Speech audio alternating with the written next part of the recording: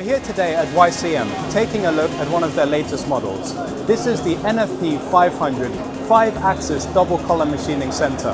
The main special feature of this machine is that it features a completely in-house built tilting rotary table. This rotary table is torque motor driven for low backlash and a high response rate. This ensures high speed and precise machining.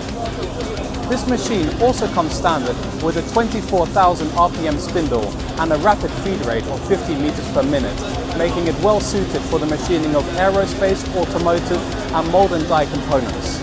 If you would like to learn more about YCM, please check the link at the end of this video.